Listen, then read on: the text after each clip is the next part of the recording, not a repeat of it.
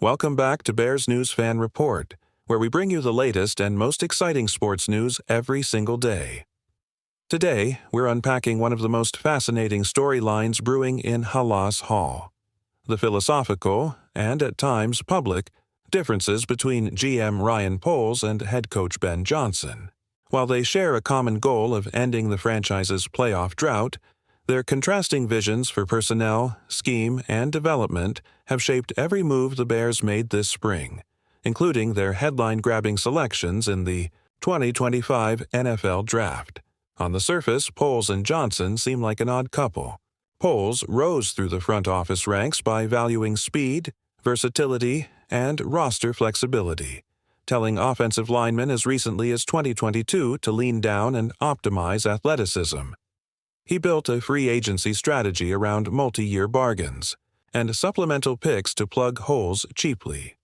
Meanwhile, Johnson arrives from Detroit preaching power football. In his view, linemen must beef up, anchor the point of attack, and run block with authority.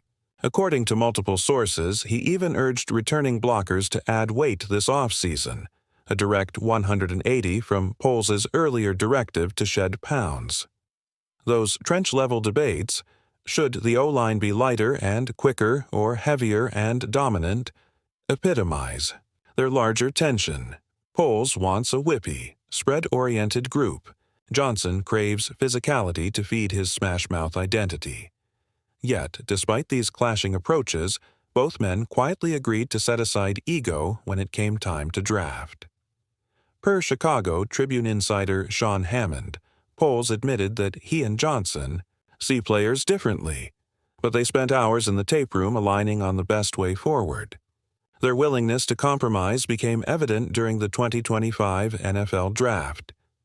When the Bears leapt into the 10th slot to grab tight end Colston Loveland, it wasn't Poles' typical speed-first gambit. It was a statement pick designed for Johnson's multiple tight scheme. Then, using pick number 39 to snatch wide receiver Luther Burden III, they again chose size, YAC potential, and play openers over pure slot agility. Those selections, widely lauded by league execs as coach-driven, underscored Johnson's growing influence on roster construction, even in Poles' war room. Behind the scenes, though, tension simmers.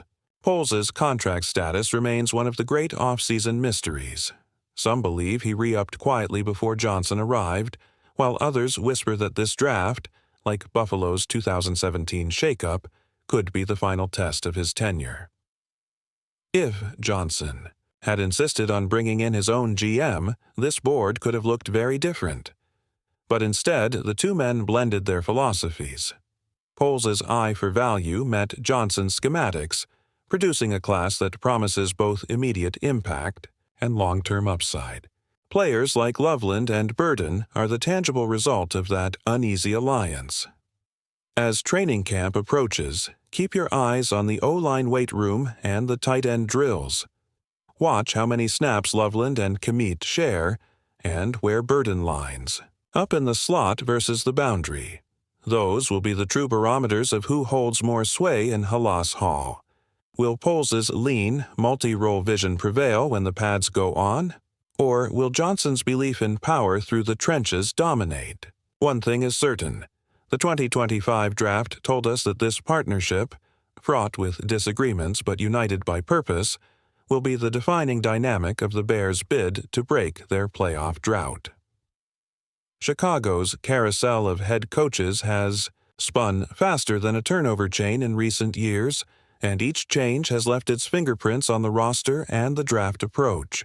After firing Matt Nagy following the 2021 season, the Bears gave Matt Eberflus a shot in 2022, hoping his defensive pedigree from Indianapolis would restore the franchise's glory days.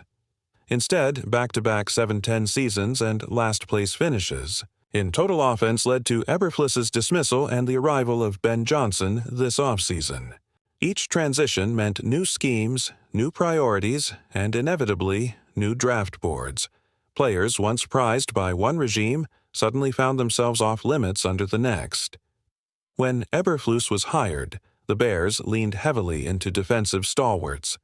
Roquan Smith in Round 1, Jaquan Brisker in Round 2, building a unit predicated on aggression and physicality. But after Johnson's hire, that defensive focus pivoted to an offensive explosion. Poles and Johnson used their 2 first-day picks in 2025 on offense, echoing the organizational reset in the coaching ranks. The message was clear. This is now Ben Johnson's team, and his blueprint calls for playmakers who can thrive in tempo-driven, two-tight, and multi-receiver packages. The last coaching change set the stage for this draft haul, and the 2025 class reflects a roster freshly tuned to the new play caller's vision. The ripple effects extend beyond the early rounds. Johnson's emphasis on physicality led to an unexpected late-round running back selection, while Poles' value-hunting instincts unearthed a versatile safety in the undrafted pool. Meanwhile, on defense, the front office resisted the urge to double down on past investments, instead drafting cornerbacks and hybrid linebackers who fit Dennis Allen's multiple front scheme. That balance, inherited from Eberflus, refined by Johnson, has kept the Bears competitive in scouting meetings and ensured they meet positional needs across the roster rather than oversaturating one area. As of today, the 2025 draft class is settling into Hollis Hall, and rookie development is in full swing. The first-round tight end is already lining up in 2 TE drills, absorbing pro play calls at the position coach's side. Day 2 yielded a wideout whose deep ball conversions have earned nods in spring practice, while a third-day defensive tackle has drawn praise from veterans for his motor and technique. The mechanics of this class, the contracts, the cap charges, the training camp cycles, are all being calibrated to Johnson's timetable. Rapid assimilation, instant impact, and a summer evaluation that will winnow the roster to fit his system by week 1. At the league level, competitors have taken notice. NFC North rival scouting staffers have cited Chicago's aggressive draft moves, especially the willingness to move up and make unconventional picks, as proof that the Bears are unpredictable and therefore dangerous. League execs whisper that Poles' GM gambles, combined with Johnson's coaching pedigree, could vault Chicago from rebuilding also-rans to dark horse contenders.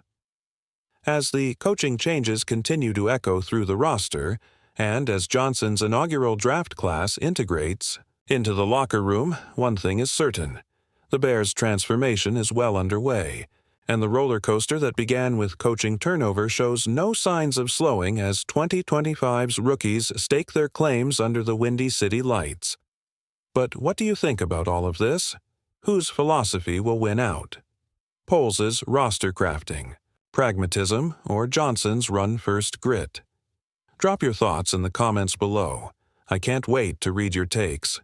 If you enjoyed this deep dive into Chicago's power struggle and draft drama, don't forget to hit that like button, subscribe to Bears News Fan Report, and ring the notification bell so you never miss another analysis. Thanks for watching, and as always, bear down.